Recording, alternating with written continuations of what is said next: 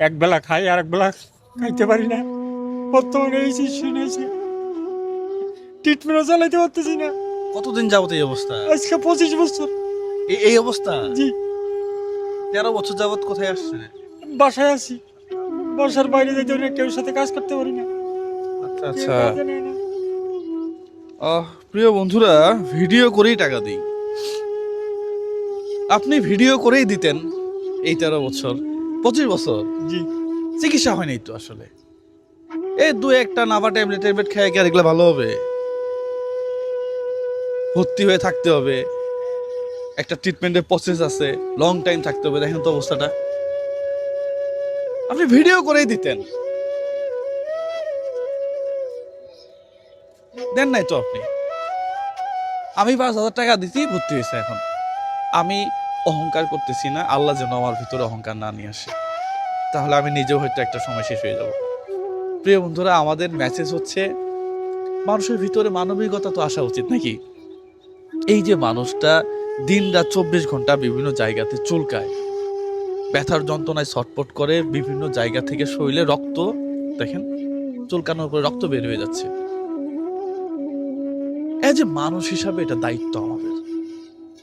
শত শত মানুষ এই পৃথিবীতে আছে, শত শত কোটি মানুষ আছে, সবাই দেখতেছে, এড়ায় চলে যাচ্ছে, কারো ভিতরে ফিলিংস নেই।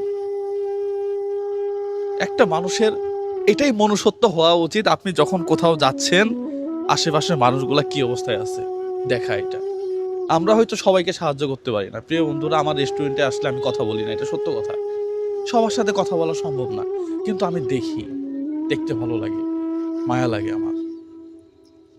কেউ না জানায় রেস্টুরেন্টে আসবেন না। পাশাপাশি আপনার কি কি টেস্ট করাইছেন বলেন?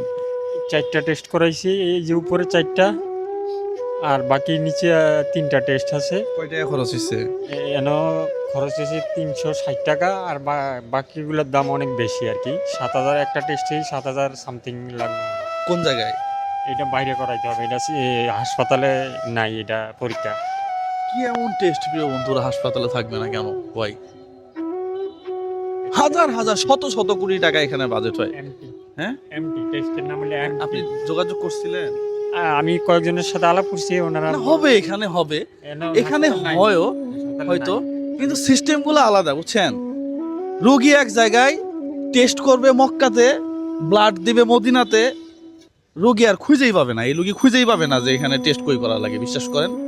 অথচ প্রাইভেট হসপিটালে যাওয়ার পরে এক জায়গায় সব আছে, ওনারা খুঁজে বের করবে।